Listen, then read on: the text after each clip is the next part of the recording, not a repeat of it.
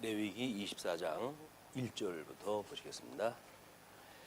여호와께서 모세에게 말씀하여 이르시되 이스라엘 자손에게 명령하여 불을 켜기 위하여 감람을 찌어낸 순결한 기능을 내게로 가져오게 하여 계속해서 등잔불을 켜둘지며 아론은 회막안 증거궤 휘장 밖에서 저녁부터 아침까지 여호와 앞에 항상 등잔불을 정리할지니 이는 너희 대대로 지킬 영원한 규례라.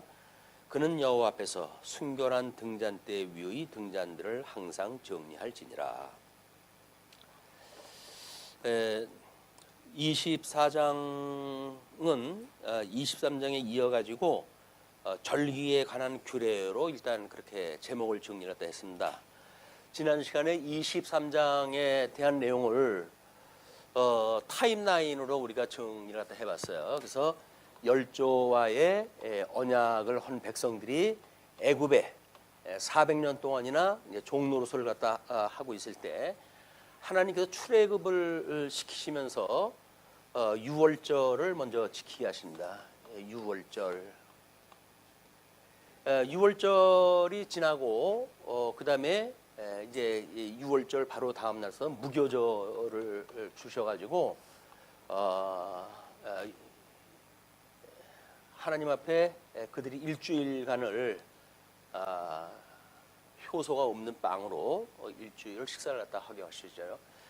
이 뒤에 이제 오순절을 주십니다. 이 오순절은 유대인들로 보았을 적에는 이 오순절이 율법 수령으로 이렇게 이제 보죠. 율법 수령. 그러나 이제 성경 신학적인 입장에서 보게 되면 이거는 율법 수령이라고 하는 것으로 의미가 부여되지만 하나님의 뜻을 알게 하는 그런 그 이야기 아니에요. 성령이 오셔가지고 뭐 인식의 주관자가 되신 성령께서 하나님의 그 의가 무엇인가를 밝히는 이런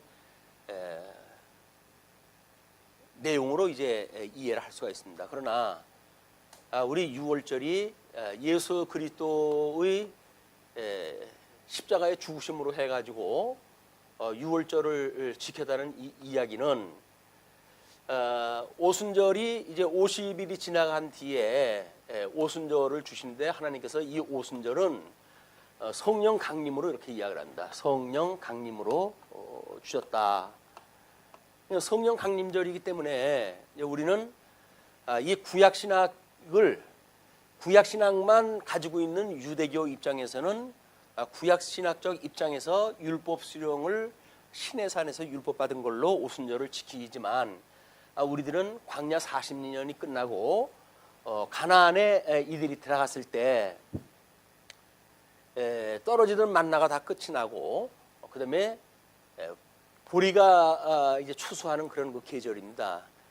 그때에 이들이 가나안 땅을 진입을 갖다 해요. 가나안 땅 진입을 허물어 해가지고 이제 그 광야에서 먹던 그 만나가 끝이 나고 가나안 소출을 먹기 시작하는 것이 가나안을 건너가고 시작되어지는 거거든요. 근데 그때에 하나님께서 보리가 익을 때라고 얘기를 했어요. 이 오순절을 맥추절이라고도 이렇게 한다. 맥추절. 그러니까 맥추절은 보리를 추수하는 그런 그 절기를 이야기를 하는 거예요. 그래서 또는 77절이라고도 이야기를 해요. 77절. 왜냐면 77이 49일 지나고 6월절 지나고 77이 49일이 지난 뒤에 이제 오순절이 오기 때문에 그렇게 이야기를 합니다.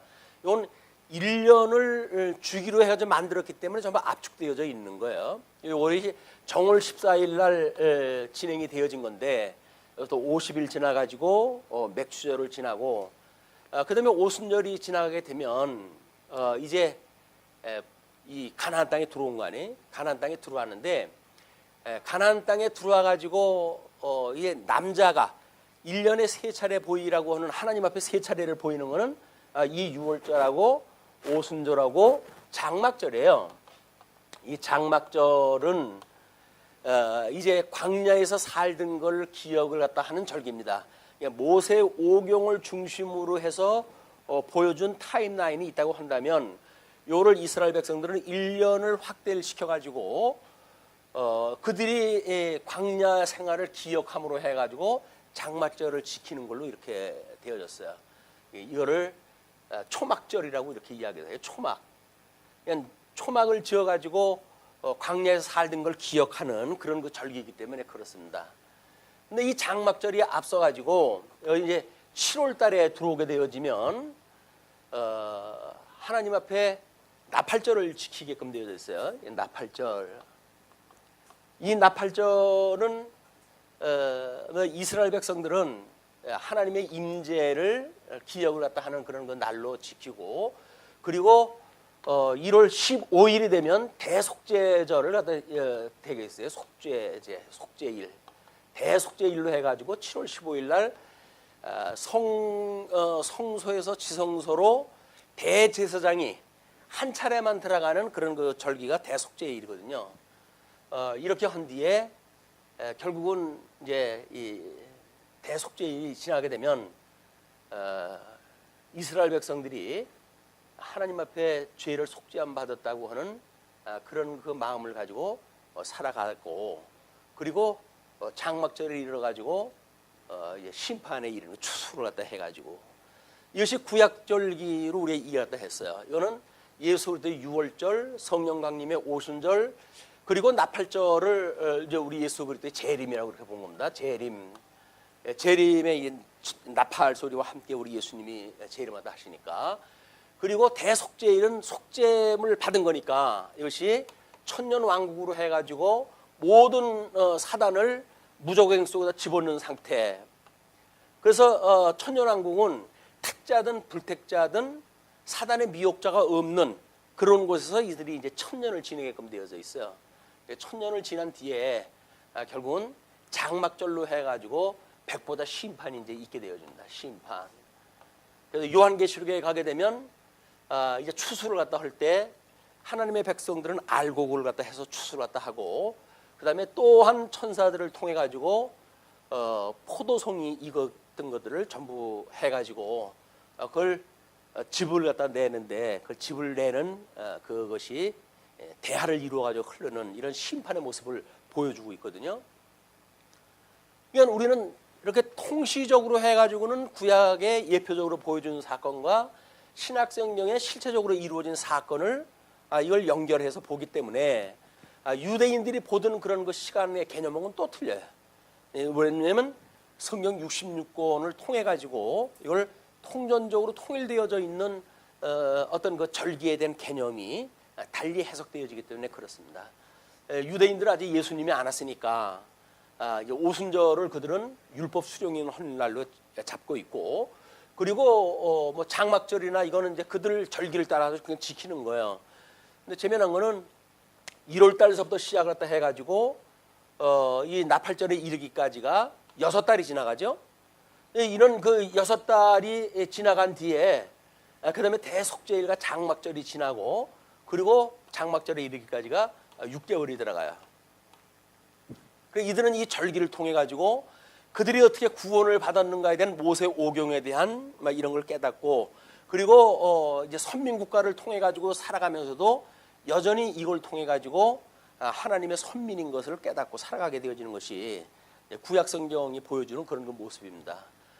물론 우리 예수님이 오시고는 이것이 1년 단위로 해가지고 보여주는 그 개념하고는 다르죠. 이제 이 신약 성경에 와가지고는 실체적인 거기 때문에 유월절과 이 백보자 심판이라고 하는 걸 연결시키기 때문에 그렇습니다. 그래서 이게 개혁 교회에서는 우리 교회의 절기 이거를 따로 만들어냈어요. 그래서 예수님이 오셔가지고 지금 예수님이 오신 걸 기점으로 해가지고 여기 사주를 앞서가지고 지금 우리가 지키고 있는 것이 우리 주보에 제가 소개를 갖다 해드렸어요. 그 그림까지 넣어가지고 올라왔는데 대림절이라고 해요. 대림절이라고 하는 것은 예수 그리스도의 초림을 기다리는 시간, 우리 이제 이야기를 하는 거죠. 그래서 뭐 이스라엘 백성들은 뭐 수백 년을 예수님 오실 걸 기다렸지만 요거를 1년 단위로 압축을 시켰을 때 25일 우리 성탄절이니까 이 성탄절 앞서 가지고 이제 그 사주전서부터 대림절로 지키는 거야. 이게 성찬절이 와가지고 예수님이 이제 오셨으니까 십자가에 고난을 받고 고난 주간을 거쳐가지고 그리고 이제 부활주의를 갖다 이제 지키죠. 이 부활절을 지키게 되어져요. 이 부활절을 지킨 뒤에는 예수님이 이제 성천을 갖다 하니까 뭐 절기상에는 성천일 기념 그 일도 있고 그래요. 그러나 그런 걸 다 빼버리고 우리는 이 부활절 뒤에 이제 성령 뭐 이 강림절을 지키게 됩니다. 그걸 이제 뭐 때로는 오순절이라고 하는 이름을 부르지만 오순절은 이쪽에 있는 절기이기 때문에 교회력에서는 쓸 수 있는 절기가 아니에요. 그래서 우리가 이제 교회에서 연보를 할 때 특수한 연보를 하게 되어집니다. 그걸 절기연보라고 이렇게 이야기를 하는데 이 절기연보에 교회에게 행정을 하다 보게 되면 2월금을 가지고 뭐 이제 초기 사업을 하다가 5월쯤 되면은 재정이 거의 부족하게 돼요. 그래서 1년 평균으로 봤을 때 5월 절기로 해가지고 예산 있던 거 쓰고 뭐 이렇게 하면서 이제 이게 1년 사업인데 이 앞에 몰려져 있는 사업이라든지 이런 것 때문에 연보가 모자라요. 이때 교회에서는 이거를 우리가 오순절 아니 맥추절 이렇게 연보라고 이렇게 이야기를 하거든요. 맥추절. 왜 5월 달이 이제 보리 익는 계절이니까 맥추절하는데 이거는 성경적인 표현을 맞지를 않습니다. 그냥 충계 또는 전반기 특수연보 이렇게 해가지고 모자라는 거를 충족시키는 그걸로 해야지 필요하다고 해서 구약 성경의 용어를 끌어다가 쓰게 되면 성경 신학적으로 맞지 않는 거예요 이게. 그러면은 그 뭐 맥추절 감사연보 뭐 이런 그 제도가 있었는데 이걸 우리는 이제 안 된다고 이렇게 정리가 되어진 거죠. 성경적으로 그건 옳지 않은 이야기다. 이 맥추절이 지나간 뒤에 이제 이 성령이 오신 때니까 그때로부터 해가지고 이제 우리 예수 그리스도가 성령 강림해가지고 추수감사주일은 이 절기하고는 맞지는 않는 건데 여기에 속해진 건 아닌데 추수감사주일로 해가지고 가을 거디를 갖다 했을 때 이제 감사연보를 특별히 해가지고 이 절기연보라고 하는 제도를 만들어가지고 수익에 대한 밸런스를 맞춰가는 작업들을 나름대로 해왔어요. 예, 그것이 부족하면 부족한 걸로 해가지고 절기연보가 아니라 특별 어떤 그 연보로 해서 이거 돼야지 이걸 절기라고 해가지고 성경에 있는 걸 끌어다가 뭐 이렇게 써가지고 특수연보를 갖다 하는 그 일은 옳은 것이 아니다. 모든 교회가 다 쓰고 있어요. 맥추절 감사연보 뭐 이렇게 해가지고 맥추절 절기는 지금 없어요. 우리가 지켜야 될 그 절기가 아닙니다. 맥추절 절기는 성령 강림으로 해가지고 완성되어진 거예요. 그래서 성경에서 말하고 있는 절기는 단회적인 것들이에요. 다 예수님의 유월절 단회적인 것, 성령 강림 단회적인 것, 전부 단회적인 거지. 이걸 반복적으로 하는 게 아니다. 다만 교회력이라고 하는 걸 통해 가지고 우리는 이것이 이런 절기에 대한 거를 기억을 하거나 기념을 하거나 이런 교육을 위한 프로그램으로 이게 남는 거지. 더 이상은 우리들한테 어떤 그 예식으로나 또는 절기를 지켜야 되는 이런 걸로 남는 게 아니다. 이런 개념이 우리가 정리가 돼야 돼요. 그래서 성경의 용어를 무조건 끌어다가 연보를 갖다 한다든지 하는 그런 거는 여러분들이 이제 그런 아이디어가 나오면 안 되죠. 근데 이게 사람들이 저는 이제 뭐 집사회가 모든 재정을 맡고 있고 우리 목양에서는 성경 가르치는 거에 이제 전문가도 하잖아요. 그래서 저는 성경대로 이걸 아니라고 가르치죠. 그런데 만약에 집사회 같은 경우에 돈이 모자란다든지 이렇게 되었을 때 아이디어가 자연스럽게 나올 수밖에 없어요. 왜? 우리 믿음의 선배들이 다 그 길을 걸어왔거든요. 그걸 성경적으로 봐가지고 아니다라고 이렇게 이야기를 했지만 집행을 하는 재정을 집행을 하는 그 입장에서 보게 되면 부족하잖아요. 그 뭔가 연보를 갖다 받아야 될 거 아니에요. 연보를 이제 걷어야 될 거 아니에요. 연보를 걷어야 되는데 거기에 어떤 의미를 부여한다든가 이런 아이디어가 떠오르게끔 되어져 있어요. 그래서 이걸 목양회라든가 뭐 치양회에서 그건 아니지라고 하는 제동이 끊임없이 있어야 됩니다. 이거는 잠시 이렇게 우리 한눈을 팔게 되면 집사회에서 언제 갖다 끌었을는지 몰라요. 이런 제도를. 그러면 뭐 당장 뭐 좋은 일 하자고 하는 거니까. 그래서 선의로 하자고 하는 일인데 뭐 그렇게 그걸 뭐 옳으냐 그러냐 해가지고 그럴 거 뭐이냐 이렇게 이야기를 하는데 하나를 양보를 갖다 하게 되면 열을 양보하게끔 되어져 있어요. 그러니까 아주 촉발을 디디지 말아야 됩니다. 촉발을 디디게 되면 교회가 이상한 대로 자꾸 흘러가게끔 되어져 있어요. 그래서 매년 우리가 이런 그 어떤 회의를 통해 가지고 이런 것들 점검하는 것도 이런 불순한 어떤 그 아이디어가 있는지 이런 걸 우리가 찝어내야 돼요. 찝어내 가지고 아닌 건 아니라고 일단 모두가 있는 가운데 정리가 되어지고 또 넘어가고 그렇게 해야 고질이 안 됩니다. 고질병. 고질병은 초기에 치료를 갖다 하면 고질병이 아니잖아요. 근데 치료를 놓치게 되면 그러면 이제 그게 점점 고질병이 되는 거예요. 그래서 모든 것들은 뭐 요즘 5분이 뭐 무슨 시간이라 그래요. 뭐 그렇게 해가지고 뭐 구조한다든지 그런 건 중요하게 여기고 그러잖아요. 세상에서도 그걸 이야기를 하는데 우리는 초기의 진화를 갖다 이걸 하지 않으면 점점 새끼를 쳐요. 이게 새끼를 쳐가지고 그리고 많은 사람들한테 신령한 의미를 부여하고 이래가지고 사람들을 바보를 만드는 거예요. 그래서 깨어 있지 않으면 교회의 재정의 제도도 빗나갈 수밖에 없고 그것이 빗나가게 되면 뭐 이제 뭐 우리 성탄절이라든지 뭐 이런 것들을 어떤 예수님이 이때 오셨다라고 하는 방점을 찍어가지고 이제 의미가 부여되고 이렇게 되어집니다. 그러나 우리는 이런 절기를 통해 가지고 하나님의 어떤 그런 우리 예수님이 오시고 나서 백보다 심판까지 어떤 타임라인을 가지고 좀 섭리를 갖다 하시는가에 방점이 찍혀야지 이런 어떤 부분에 빠져가지고 이거를 신령하는 데 빠지면 안 된다. 그래서 오늘 지난 시간에 이제 이런 통전적으로 해가지고 절기에 대한 걸 이야기를 했단 말이에요.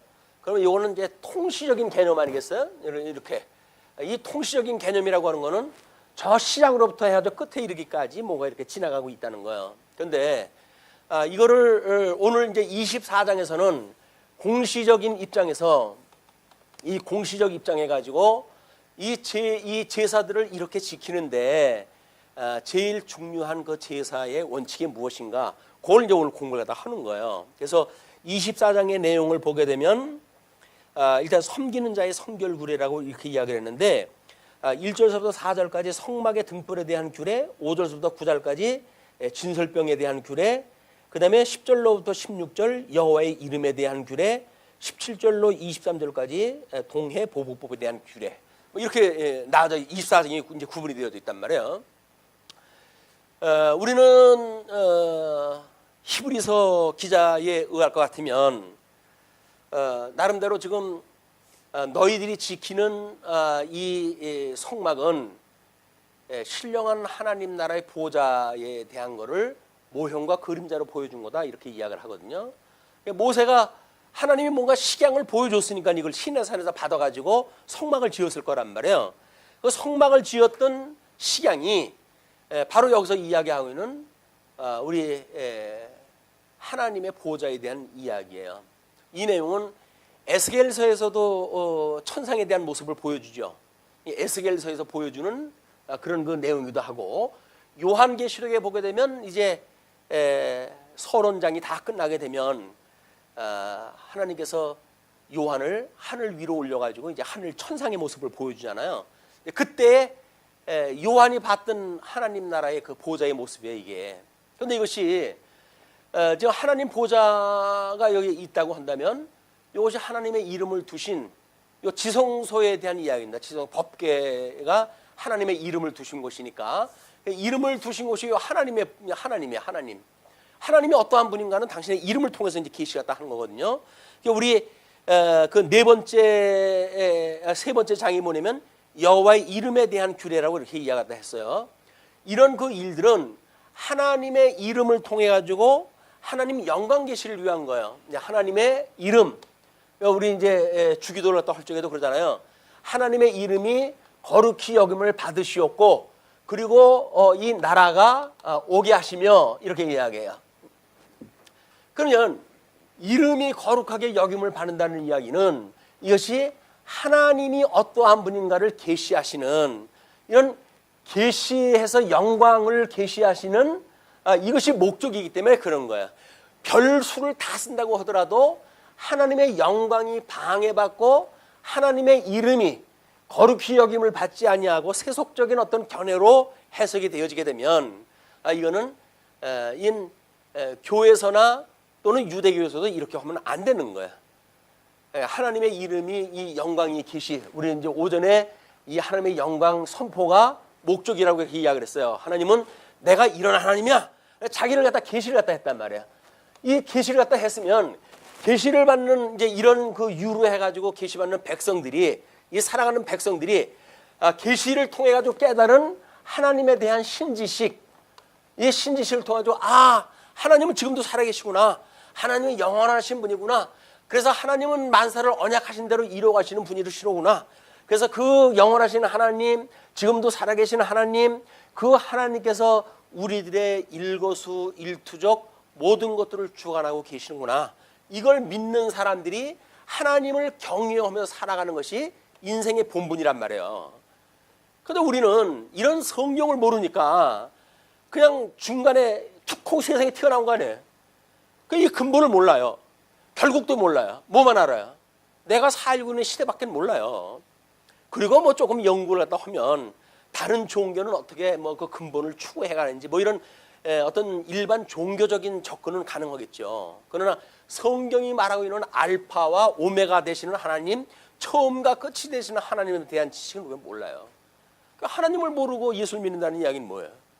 우리는 그걸 나이롱이라고 해요. 하나님도 모르고 그냥 믿는 거예요. 열심히 믿죠. 그것도 열심히 믿죠. 목숨을 걸고 믿어요. 근데 그거 아니잖아요. 뭐 최순실 사태가 이렇게 되기까지는 사람들은 그건 전혀 몰랐어요. 그냥 뭐 제일 측근에 있는 사람들, 그 측근에 있는 사람들, 정보력이 좋은 그런 뭐 데서 이러는 사람들 이런 분들이 알고 있었지만 우리야 뭘 알았어요. 얼마나 참 65살이 돼가는데도 팽팽한 얼굴을 가지고 계신 우리 박근혜 대통령 얼마나 아름답습니까? 결혼도 안 하고 순결한 몸으로 해가지고 평생을 살아가시는 분. 모든 남성의 로망이었다니까 우리 박 대통령이 아주 순결한 그런 그 분으로 해가지고 요즘 드러난 걸로 보니까 세상에 제일 추한 모습으로 드러나잖아요. 모르는 거예요. 사람 겉으로 말하지 몰라요. 역사도 겉으로 가지 몰라요. 하나님이 역사를 어떻게 섭리하시는지에 대한 계시에 의존하지 아니하고는 알 방법이 없어요. 근데 하나님은 우리들의 왜 불러가지고 성경을 통해 가지고 눈을 열어가지고 하나님의 말씀을 보게 하시고 마음에 할례를 주어가지고 이 하나님에 대한 지식을 믿는 예수 그들 믿는 믿음을 주셔가지고 여기에 참여케 했느냐.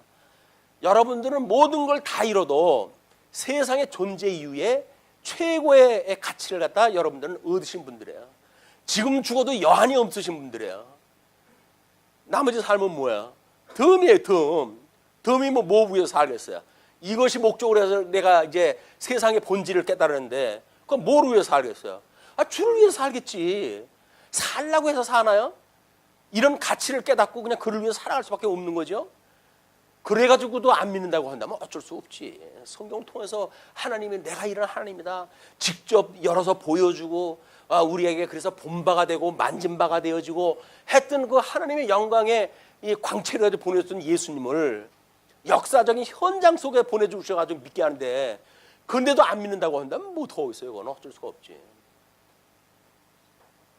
그런데 이 공시적인 그 이야기가 첫 번째가 이제 등잔불에 대한 규례죠. 등잔.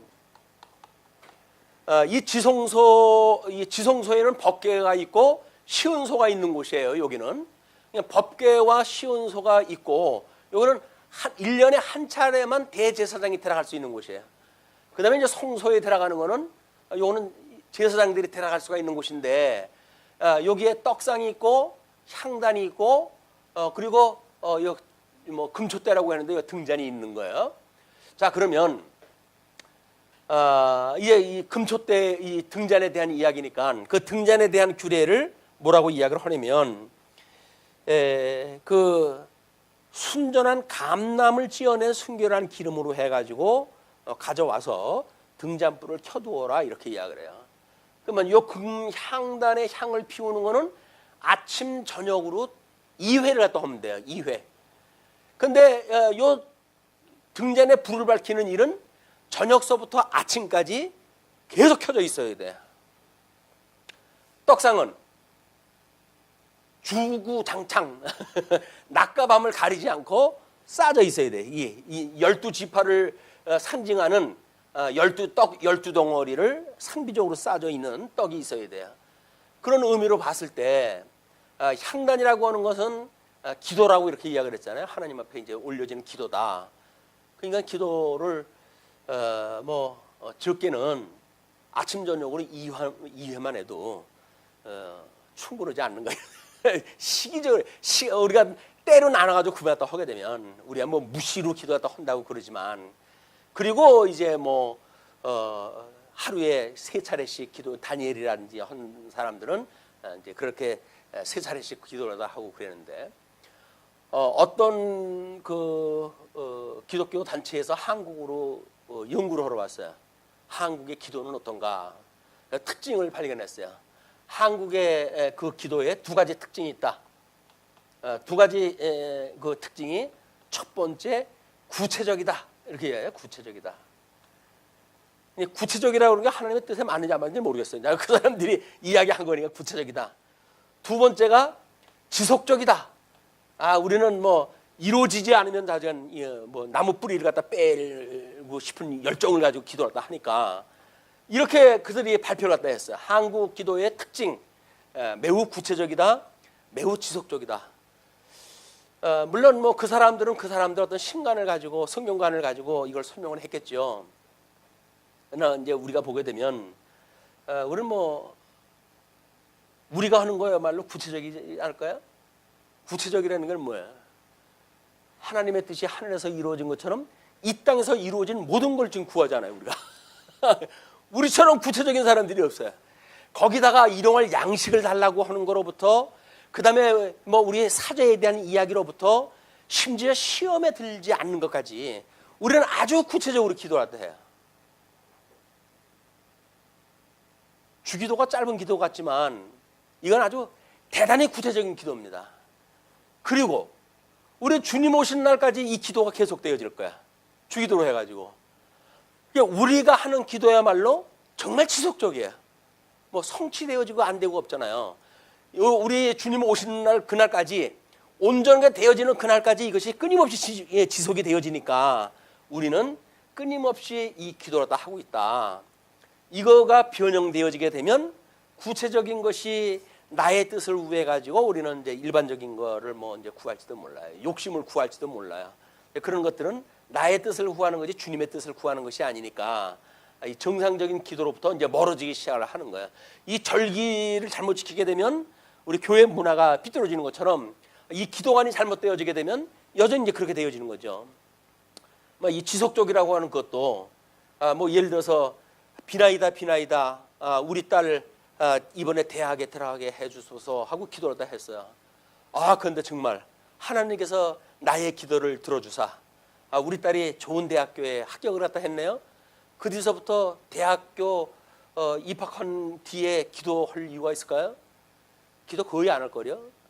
그의 무슨 신앙생활을 위해서 그의 영혼을 위해서 기도했다고 한다면 지속적이지만 대학교 입학을 위해서 기도했다 했기 때문에 대학교 입학이 끝나는 날 기도는 끝나요. 그건 지속적이지 않아요. 우리가 어떻게 영적이고 신령한 그런 의미를 가지고 기도를 했다 하는가라고 하는 그것이 이런 하나님의 주셨던 이 계시를 말씀으로 이해할 때 가는 거 아니에요, 이게. 그리고 우리 배우는 교회라고 이야기를 했잖아요. 계시의 영광을 배우고 익히는 교회, 의의 영광을 배우고 익히는 교회, 기업의 영광을 배우고 익히는 교회. 끊임없이 배우고 익히는 건 끝이 없잖아요. 주님 오시는 그날까지 우리는 끝이 없어요. 성경 공부라도 해가면서. 이걸 해가면서 부족한 것이 끊임없이 발견되어지니까 끊임없이 우리는 기도라도 해야 돼.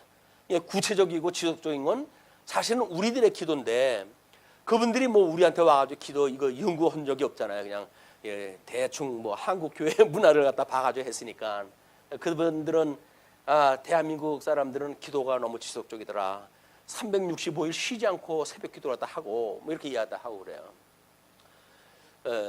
우리도 이런 그 뭐 어떤 형식을 갖춰가지고 기도를 갖다 하게 되면 더 어떤 의미가 있을는지는 모르겠어요. 그러나 의미에다가 플러스 어떤 이런 행정적인 것이 포함된다고 해가지고 더하거나 덜하거나 그러지는 않는다고 보여져요. 순전한 위에 마음을 다하여 뜻을 다하여 정성을 다하여 우리가 기도를 갖다 한다고 하는 그런 것이 신령한 의미가 있다고 한다면 우리는 365일 새벽 기도로 끝나지는 않습니다. 그냥 늘 깨어 있는 사람들이에요. 늘 깨어 있어서 하나님의 뜻을 구하는 이런 거 성도들이다. 쉬지 말고 기도하라고 했던 우리 데살로니가에게 그 교훈을 갖다 했던 사도 바울의 말씀이 우리에게 응해지는 거야. 무시로 헤어질 때마다 뭐 전부 기도거리 아니겠어요? 시험에 들게 하지 마시고 우리를 뭐 악에서 구하시고 우리가 우리에게 죄진 자처럼 우리 죄진 사람을 용서해 주시고. 그러면 사제의 문제가 이 성도의 교통의 문제인데 아니 사제의 교통을 갖다 하면서 그런 문제가 왜 안 나타나겠어요? 성도들이 교제를 나누면서 아이고 이건 내가 이런 은사는 더 받았는데 이 은사를 그 필요한 사람들한테 나눠줘야 되지 않을까라는 생각이 들면 기도해야 되지 않겠어요? 내가 가지고 있는 거 가지고 은사를 어떻게 이걸 나눠 가지고 이 연보의 원리, 성도의 교제의 원리를 우리가 이룰 것인가? 이것이 여기서 이루어진단 말이에요. 뭐 쉬운 게 이제 연보의 문제니까 이제 우리는 이런 사람들이 있게 마련해. 연보라고 하는 그 어떤 재정 문제는 유한 사람이 있고 부족한 사람이 있죠. 그러나 A와 B가 우리가 교통을 갖다 하는 것이 성도의 교제란 말이에요. 그럼 성도의 교제라고 한다면 마땅히 이 플러스와 마이너스가 결국은 등식이 이루어지는 것이 평균을 이루게 하는 거야. 하나님이 평균을 이루는 것. 이게 성도의 원리란 말이에요. 그런 유효한 자가 버림으로 해서 없는 사람이 보탬을 받아가지고 평균을 이루는 것, 이거 연보의 원리예요. 그러면 이것이 돈에 대한 것만 경제적인 원리 아니라 사회적인 모든 원리가 이게 같은 의미란 말이에요. 나한테 힘이 있다. 그럼 힘이 없는 사람한테 내가 어떻게 힘을 더해가지고 이 교제를 나눌 것인가? 라고 하는 것이 봉사예요. 봉사. 재정에 대한 문제, 봉사에 대한 문제. 가르치는 것도 마찬가지죠. 가르치는 일에 전무하기 위해서 사례를 주는 거 아니겠어요? 그러면 사례 받아가면서 성경 연구만 전문하다 하는 거예요. 그러니까 성경에 대한 지식이 아무래도 연구한 만큼 쌓이겠죠. 그걸 가지고 여러분들한테 소개라도 하는 거라니까요. 그래서 평등을 이루자 그 이야기예요. 이거를 내가 많이 있으니까 당신들은 내 말을 들어 라고 하는 종속화가 아니라 내가 가진 걸 여러분들에게 가르치니까 믿는 것과 아는 것이 하나 되어진 성도가 됩시다. 그런 그 이야기란 말이에요. 그러니까 이건 주장을 하면 안 돼요. 많다고 해서 주장으로 하면 안 되는 거예요. 목사가 다 성경 안다고 해가지고 주장으로 하면 안 돼요. 이건 평균을 이루려고 하나님께 주신 거지 이걸 가지고 갑질하라고 준 게 아니거든요. 근데 우리는 뭔가 가지면 자꾸 갑질이 본능적으로 갖게 돼요. 이게 왜? 그게 힘으로 작동되어지니까. 이것이 이 성도의 연보의 원리를 모르기 때문에 그런다. 그래서 향의 하루의 그 아침 저녁으로 드리는 우리 이 향단에 대한 문제가 이럴진데 촛대 이 등잔에 대한 문제란 말이에요. 등잔에 그 기름을 뭐 등잔에 그 기름은 뭐 성령이라고도 이야기도 하죠. 여기서는 지금 이 촛대에 대한 이야기인데 촛대가 지금 뭘로 갑니까? 이쪽으로 오면 보좌 앞 천 등불 7개의 등불을 갖다 이야기를 한다 이렇게 이야기하는 거예요. 걔는 하나님 나라에 하나님 보좌 있는데도 여기에 1급등대가 있어요. 이렇게 그것이 이제 신령한 모습으로 해가지고 어떤 걸로 부르는지 모르죠. 그러나 7이라고 하는 충만한 숫자에다가 여기서 말하고 있는 등불이 가지고 있는 의미, 그것이 빛에 대한 의미 아니에요. 빛. 이제 여기는 빛에 대한 의미예요. 이 빛. 이 빛 대신 예수 그리스도가 이 땅에 오시는데 성막이라고 하는 데가 뭐 저를 몇 겹씩 쌓는 데 아니에요. 몇 겹씩 쌓는 데가 저기가 뭐 사람들이 들어가면 앞이라도 분별할까요? 안 되는 곳이에요. 그러니까 하나님께서 어두움에 이 어두운 가운데 이 등잔을 둠으로 해가지고 빛으로 어둠을 가리는 문제란 말이야. 우리 세상이 어둠에 있었더니 하나님께서 우리 예수님께서 이 땅에 빛으로 오심으로 해가지고 이 땅을 비추게 되어진 거야. 그걸 뭐 우리 누가복음에서는 이방인의 빛이 되시며 뭐 이런 걸 이제 성경 구절로 이야기를 하고 있으니까 예수님이 오셨다는 이야기는 빛으로 오시는 거예요. 빛으로. 어두움과 빛이라고 하는 것은 이미 우리가 첫째 날 하나님께서 천지를 만드시고 우리 공허하고 혼돈하고 그 다음에 흑암이 깊음 위에 있었던 이런 그 땅에 대한 거를 이 흑암을 빛과 어둠으로 나누셨잖아요. 이 빛과 어둠으로 나눈다는 이야기는 뭐예요? 하나님이 거룩하게 하나님의 이름을 거룩하게 하는 거예요. 구분한다 그 말이에요. 빛과 어둠을 구분한다. 빛은 하나님의 택한 백성들을 위한 것, 어두움은 불택한 백성들을 상실해가지고 살아갈 사람들을 위해 가지고 이미 배경을 만드시는 거예요. 하늘 천상의 세계를. 그러니까 이런 가운데 이 빛이라고 하면 우리는 저녁이 되고 아침이 되어지니 첫째 날이더라. 이렇게 이제 이 끝이 나잖아요. 그걸 저기서 보여주는 거예요. 저녁에 불을 켜고 아침까지 되니까 저녁이 되고 아침이 되어지니 첫째 날이더라. 천지 창조의 하나님을 이 성막 예배를 드려가지고 그들은 끊임없이 상기하다 하는 거예요. 하나님이 어떠한 분인지, 이 어두운 가운데 빛으로 우리 주님이 오셔가지고 어떻게 이 어둠을 밝히셨는지, 우리의 생명을 어떻게 그분께서 인도를 갖다 해가시는지 이걸 끊임없이 섭리하게 가시는 일이 이 등잔빛에 대한 이야기입니다. 등잔에 대한. 등잔은 성령에 의해 가지고 이것이 빛을 인식할 수 있게 되어지잖아요. 그렇기 때문에 여기에 사용되어지는 모든 기름은 순결한 기름을 갖다 써요. 순결한 기름. 그래서 다른 일반 사람들은 뭐 감람유도 쓰고 뭐 다른 그 기름들 쓸 수가 있잖아요. 그러나 등잔불을 쓸 적에는 감람유만 써야 돼요. 감람유. 순전하게 기름을 빻아가지고 이거 뭐 불순물을 아주 제거를 갖다 하고 곱디고 온 이런 순수한 감람유만 쓰도록 하나님께서 이야기를 하셨다. 그게 이제 4절까지 이야기예요. 순결한 등잔대 위의 등잔불들을 항상 정리할지라. 항상 정리를 갖다 해야 돼. 저녁서부터 아침까지 불이 켜져 있도록 기름을 다 준비를 갖다 하고. 우리가 어두움에 우리도 이제 뭐 일과가 끝이 나게 되면 저녁이 되잖아요. 저녁이 되면 야 오늘 일과가 끝났다 그러면 그렇게 이야기하잖아요. 노동에서 놓여놨다 그 이야기 이제 퇴근했다 해가지고 노동으로부터 놓여놨다라고 하는 거를 하루가 다 지났다고 보는데 하루가 다 지난 거 아니에요. 마감되려고 하는 정렬 시간이 꽤나 많이 필요합니다. 언제까지? 잠자리에 들었을 때까지가 그걸 정리하는 시간들이에요. 우리가 낮에 일했던 그런 것들이 과연 하나님 앞에서 정상적으로 일이 되어졌는지 안 되어졌는지 이런 거 살펴보는 일이죠. 다른 사람하고 어떤 관계에서 끊임없이 만났을 때 우리로 하여금 우리가 우리에게 죄 진 자를 사하여 준 것처럼 우리 죄를 사하여 주세요라고 기도를 했다 했고 시험에 들게 하지 말아 주세요라고 기도를 했다 했을지라도 만나가지고 시행착오가 있잖아요. 우리 아침에 아이들한테 뭐 이것도 누가 어떻게 만져놨는데 고장이 나가지고 이걸 쓰려다 못했어요. 그래가지고 화내면 지는 거야. 그래서 화내면 지는 거야. 이게 내 맘대로 안 된다고 해가지고 썩일려면 이게 마귀한테 지는 거 아니겠어요. 그러니까 알게 모르게 우리가 지고 있는 시간들이 얼마나 많은지 몰라요. 저녁 시간에 일기를 쓰신다고 한다면 일기를 쓰면서 아마 우리는 그때 이랬어. 정말 내가 그러지 않았으면 좋았을 걸. 그래가지고 그때 하나님 앞에 회개하는 기도가 주어지고, 그래서 우리 형제에게 죄가 드러나게 되면 해질 때까지 그거를 다 풀고 그리고 잠자리에 들라는 것이 주님의 말씀 아닙니까? 그런 것들이 정리하는 시간들이란 말이에요. 그리고 비로소 이불 속으로 들어갔을 때 그때가 정말 쉬는 시간이에요. 안식의 시간. 주님 앞에 우리의 영혼을 의탁하고, 주님 이 밤도 나의 영혼을 의탁하나이다. 우리 예수님이 십자가에 돌아가실 때 최종적인 용어가 뭐예요? 내 영혼을 의탁합니다, 부탁합니다 하고 돌아가시잖아요. 우리는 매일 죽을 때 예수님의 그 장면을 연상을 하고 내 영혼을 부탁합니다 하고 잠자리에 들어서는 거예요. 근데 우리 현대인의 생활들이 얼마나 바쁩니까? 그냥 그건 점검할 시간들이 없어요.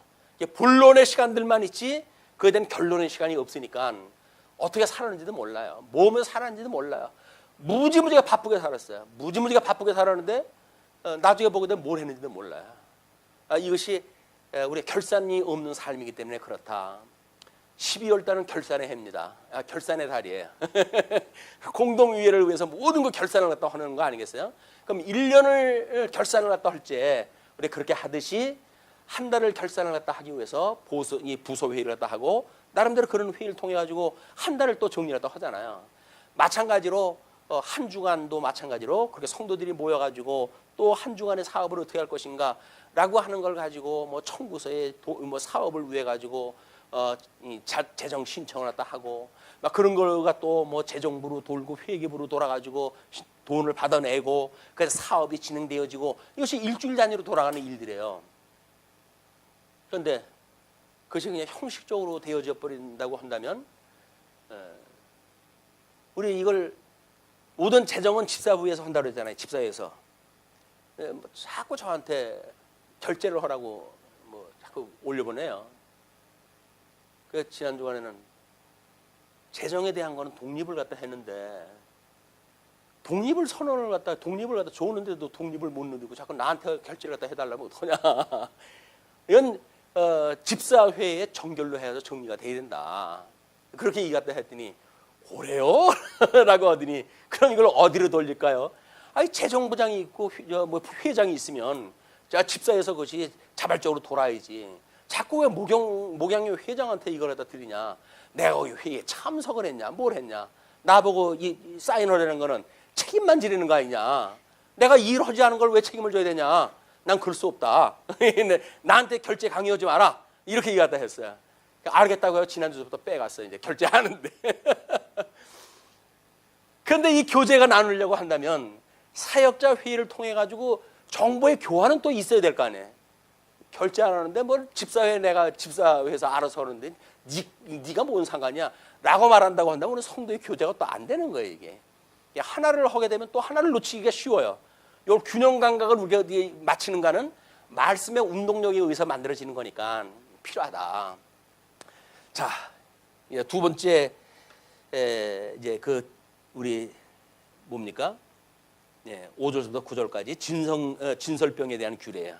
너는 고운 가루를 가져다가 떡 12개를 굽되 각 덩이를 10분의 2 에바로 하여 여호와 앞 순결한 상 위에 2줄로 한 줄에 6씩 진설하고 이렇게 이런 그 문제가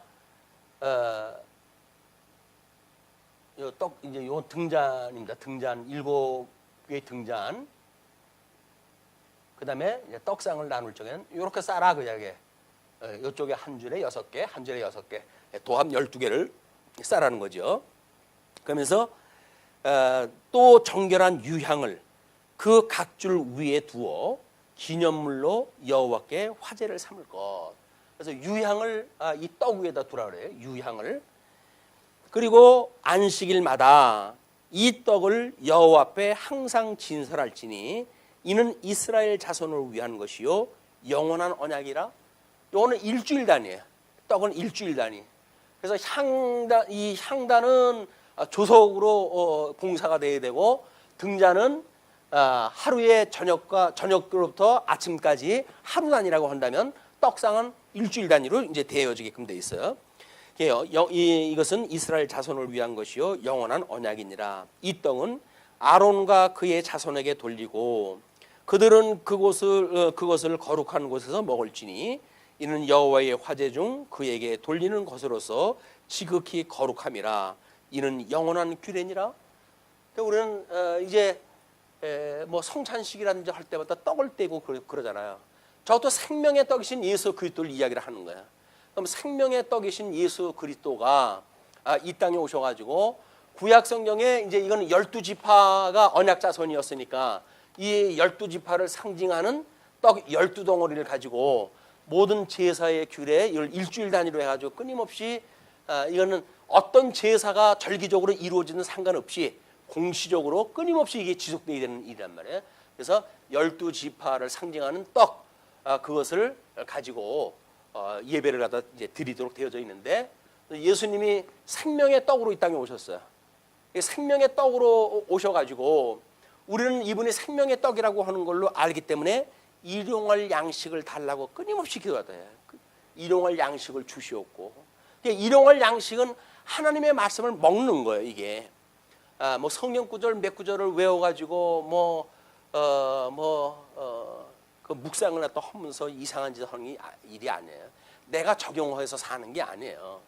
우리는 말씀을 열심히 신앙생활을 하게 되면 성경 구절에 이래라라고 한 거를 내가 이래라 했으니 이래야지라고 하는 걸로 신앙생활도 하는데, 그렇게 신앙생활 하는 거 아닙니다. 우리는 성경을 보고 주님께서 이래라 하신 대로 이렇게 하시네. 이 하시는 분을 만나야 돼요. 대주제자가 되셔서 언약하신 대로 이루시는 주님을 만나야 되는데, 주님은 만나질 못하고 이래라고 했던 성경 구절만 생각이 나니까 내가 해야 된다고 생각이 드는 거예요. 안 하면 양심의 가책을 받잖아요. 그 뭔가 해야 되잖아요. 그냥 종교행위가 불가피한 거예요. 내가 해야 되니까 종교행위가 이제 그걸 해야 돼요. 그러나 우리는 그렇게 해라라고 할 때마다 주님께서 언약을 하신다로 이렇게 하라고 그러네. 하나님이 하게 하시니까 하라고 그러네. 하게 하시는 분을 만나야 돼요. 대주제자를 만나야 된다고요. 우리의 머리를 만나야 된단 말이에요. 머리 되시는 주님을 만나야 이분이 하라고 하신 걸 주님께서 하늘에서 하신다, 성령을 보내가지고 그걸 증거하신다 라고 믿어져야 우리는 심령의 평강을 누리게 되어진단 말이에요. 나는 그걸 할 수가 없는데 주님이 이것을 지금도 여전히 해주고 계시네요. 내가 예수님으로 말미암아 죽었던 내가 살아났는데 지금도 여전히 주님을 의지하지 아니하고는 성화의 가정을 한 발자국도 할 수가 없어요. 주님, 저의 발걸음을 인도하시는 주님, 지금도 살아계셔서 우리의 오른팔을 붙드시고 나를 인도하시는 주님, 나를 온전한 길로 인도하소서. 우리가 끊임없이 온전케 하시는 예수 그들을 바라보고 사는 것, 이게 믿음으로 사는 거란 말이에요. 믿음으로 살려고 그러는 것이 얼마나 쉬워요. 그런데 믿어지지 않는 거는 믿음으로 사는 것만큼 어려운 게 없어요. 왜? 알아야지. 믿음으로 사는 게 뭔지를 알아야지. 무조건 강론하게 되면 믿습니다라는데 그건 믿음으로 사는 믿습니다가 아니에요. 그냥 자기 암시지. 믿습니다. 자기 암시를 갖다 주는 거야. 우리는 이런 학습 효과가 있잖아요. 그래서 몇 번 믿습니다 그러면 진짜 믿는 줄 알아요. 그래야지 믿어지는 게 아니라 하나님이 언약하신 대로 지금도 신실하게 이루시는 그분을 만나야 주님께서 그걸 이루시는군요. 그러니 저는 오직 주님만 의지합니다. 내가 주 안에 있사오니 주께서 나의 피난처가 되시고 나의 위로자가 되시고 나의 소망이 되시고 그리고 나와 함께 동행하소서라고 하는 주님과 우리의 동행에 이런 그 믿음의 우리의 여행이 가능하다. 그분을 놓치게 되면 내가 해야 되는데 되지는 않고, 그러니까 맨날 굶어가면서 기도를 갖다 해도 이 육신의 소욕으로 쳐서 복종을 시킬 수가 있어야지. 안 되는데 우리는 말씀을 들으면 사람이 금방 베낀다 그러잖아요. 사람은 안 바뀌어요. 이 본질은 뭐가 바뀌어요? 주인만 바뀔 뿐이에요. 주인이. 성령이 주인이 되어지게 되면 성령의 소욕을 따라서 열매를 맺고 살아간다니까요. 근데 여전히 마귀의 종이면 그 마귀의 열매를 맺고 살지요. 어떻게든지 시기, 미움, 질투 이런 걸 갖다 해가면 살아갈 수밖에 없어요. 주님께서 우리를 당신의 몸으로 교회로 삼아 주셨으니 이제 우리의 머리는 이분이란 말이에요. 그 머리에 통치를 받으면 살아가는 거예요. 이분의 통치를 우리가 받고 살아간다.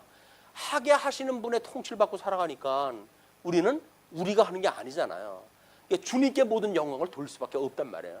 그런데 그렇지 않으면 내가 했는데 왜 주님이 영광 받습니까? 내가 받아야지 라고 하면 그날로 그건 사형 선고예요. 주님께서. 예수 그리스도 안에 살아가는 성도들은 자기의 이름을 가지고 살아가는 사람이 아무도 없어요. 왜? 예수님과 함께 죽었잖아요. 이 죄에 대해 죽었잖아요. 이 육신의 세상에 대하여 죽었잖아요. 우리 개인적인 이름 가지고 살아갈 수가 있는 게 아니에요. 우리는 다만 주님의 이름으로 살아갈 뿐이에요. 그래서 우리는 교회에서 부르는 이름은 다 다르지요. 그러나 하나님께서 봤을 적에는 예수 지체, 예수 지체, 예수 지체, 예수 지체로만 보는 거예요.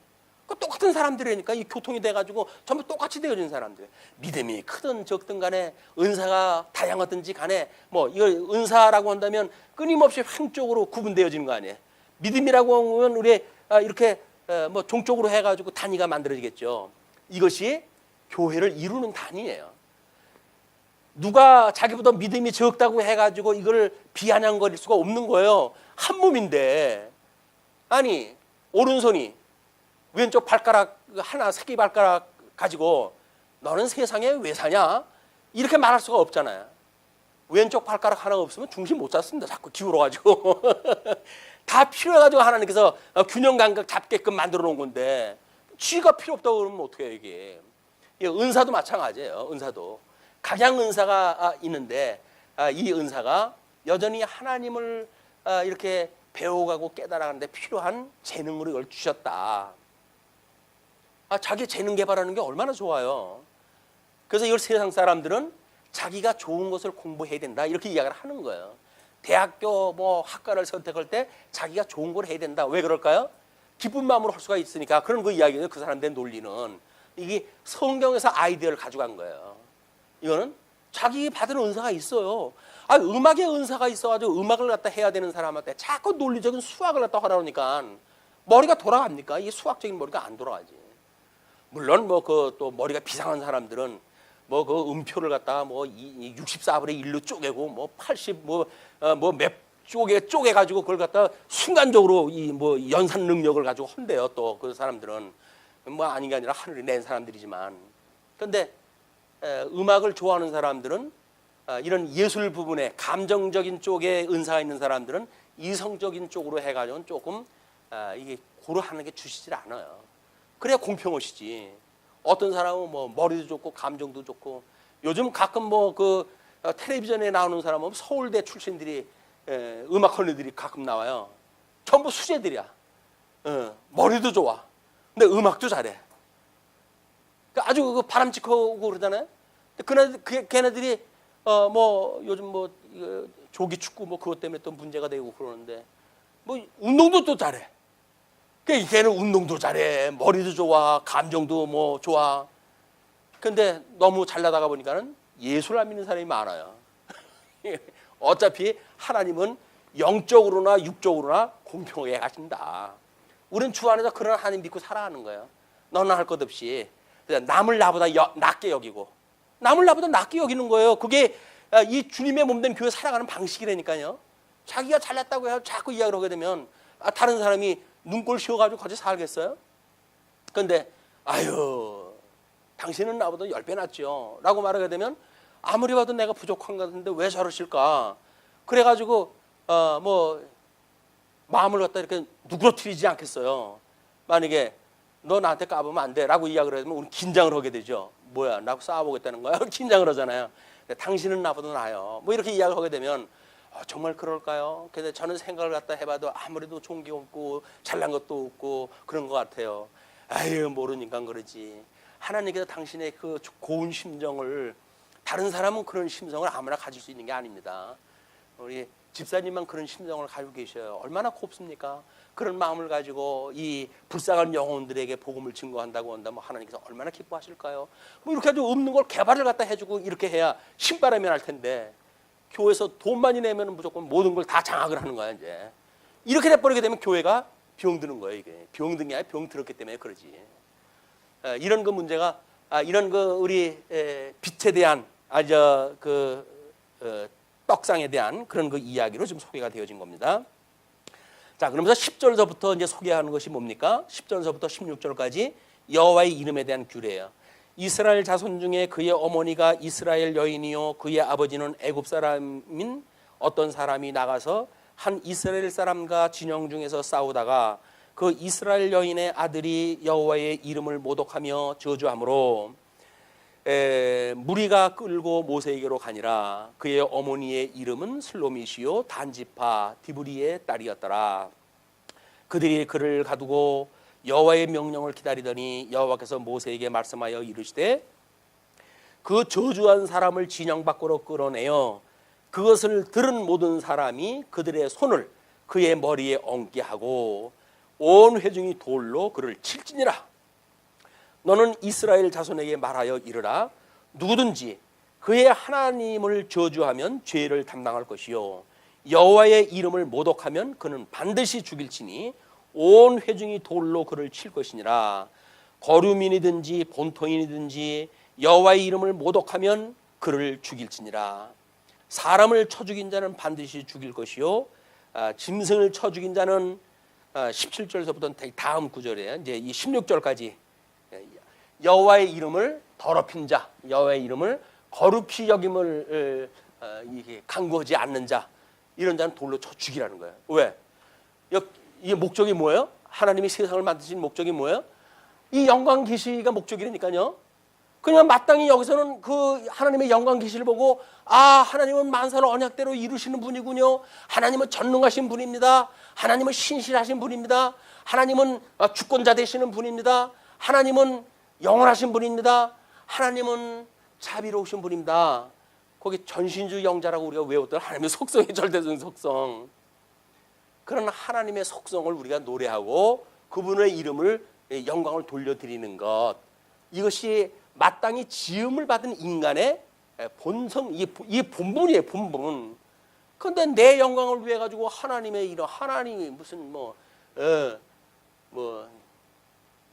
지금 눈에 보이지 않는 그분을 내가 뭐처럼 믿냐, 이렇게 해가지고 지금 부정하는 사람들이 얼마나 많아요.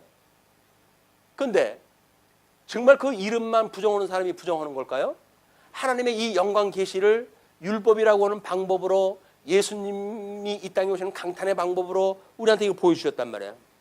그런데 이 제사를 드릴 때, 우리 사무엘 시대 때 사울이 블레셋하고 전쟁이 일어났을 때 어떻게 해요? 자기가 그 제사를 드리잖아요. 그럼 제사장만 드릴 수 있는 제사를 자기가 드렸단 말이야. 목적은 알아요. 또 그걸 드리는 것이 하나님 앞에 드리는 것도 알아요. 그런데 사무엘이 와가지고 모릅니까? 너 뭔 짓이냐? 라고 해서 책망을 하잖아요. 아니 어떡하냐? 전쟁은 일어나가지고 전쟁은 나야 되겠고, 당신은 온다고는 시간은 지나도 안 오고, 시간 늦은 게 당신 탓이 내 탓이냐? 이렇게 해가지고 이제 대답을 갖다 했어요. 그러니까 하나님이 원하시는 거는 순종을 원하는 거지 제사를 원하는 것이 아니란 말이에요.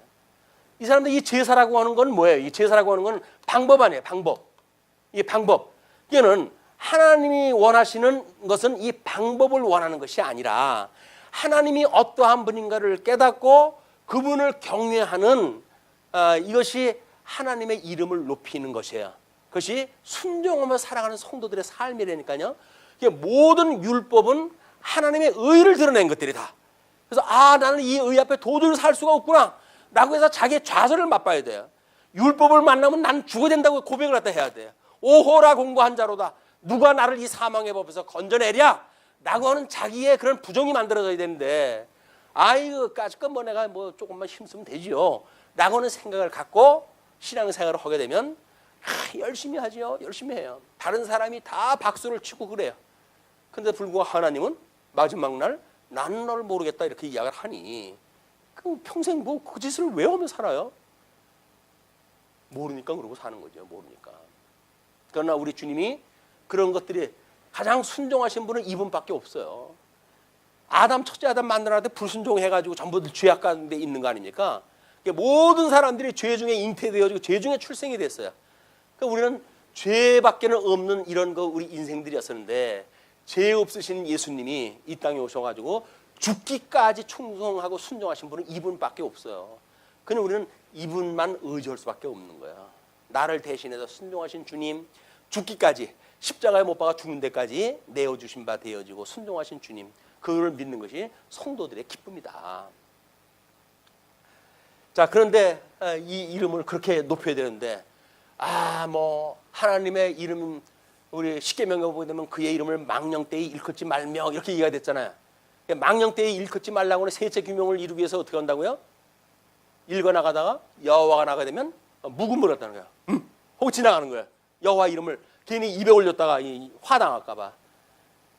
그게 이 여호와의 이름을 회방하는 것이 아니라, 이런 딴짓거리 해가지고 그것이 마치 여호와가 하시는 일인 양 하게 되면 그게 망령되이 일컫는 거야. 하나님의 이름을 망령되이 일컫는 거.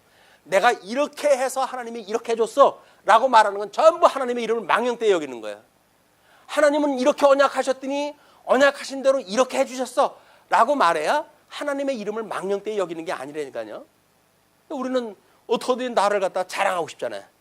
우리는 뭐 거의 환장할 지경에 자랑하고 싶어가지고 아주 샘솟듯이 솟아오르죠. 열정이 자랑하고 싶어가지고. 근데 그때 자중을 갖다 해야 돼요. 얘야 참아라 참아라. 우리 하나님만이 영광을 받으실 뿐이지 네가 영광 받으면 어떡하니. 너는 흙덩어리야 흙덩어리야. 예수 그리스도 안에서 넌 죽었어. 너 자랑하지 말고 너는 오직 예수 그리스도만 따라 청지기의 삶을 살게 되어진 거야. 자, 그런 뒤에 이제 그 여호와의 이름을 모독하면 반드시 쳐죽이라고 이렇게 이야기했잖아요. 그리고 이제 17절부터 23절까지 동해보복법이에요. 사람을 쳐 죽인 자는 반드시 죽일 것이요 짐승을 쳐 죽인 자는 짐승으로 짐승을 갚을 것이요 사람이 만일 그의 이웃에게 상해를 입혔으면 그가 행한 대로 그에게 행할 것이니 상처에는 상처로 눈에는 이에는 이로 갚을지라 남에게 상해를 입힌 그대로 그에게 그렇게 할 것이며 짐승을 죽인 자는 그것을 물어줄 것이요 사람을 죽인 자는 죽일지니 거류민에게든지 본토인에게든지 법을 동일하게 할 것은 나는 너희의 하나님 여호와임이니라. 모세가 이스라엘 자손에게 말하니 그들이 그 저주한 자를 진영 밖으로 끌어내어 돌로 쳤더라. 이스라엘 자손이 여호와께서 모세에게 명령하신 대로 행하였더라. 돌로 쳐 죽이고 한 것이 하나님 명령하신 대로 되어진 거야. 인륜적으로 어떻게 차마 그럴 수가 있어. 내가 어떻게 돌을 들어가지고 저 사람을 칠 수가 있어. 얼마나 아플 텐데. 그래가지고 인정 어린 동정을 갖다 했다고 하면 같이 죽어요. 우리는 그때 냉혹해야 되는 거야. 말씀에서 벗어난 사람의 말에 우리가 동조를 갖다 해가지고 아이 그래도 우리가 같은 교인인데 그 사람 상처받으면 어떡해 라고 해가지고 비진리를 이야기했는데도 불구하고 줄레 따라가게 되면 함께 멸망의 길로 가는 거예요. 목사가 설사 그렇게 이야기한다고 하더라도 아니요 라고 이야기가 나와야 되는 거예요. 아니 성경에 보면 그렇지 않은데 왜 목사님 그렇게 이야기를 합니까? 이렇게 나와야 되는 거예요. 우리 예수님 믿는 것만 동형보복법으로 해가지고 죽이는 거예요. 우리는 예수님이 우리 대신해서 죽지 않았다고 한다면 우리는 어떻게 해요? 우리 대신 이분이 돌아가셨다니까요.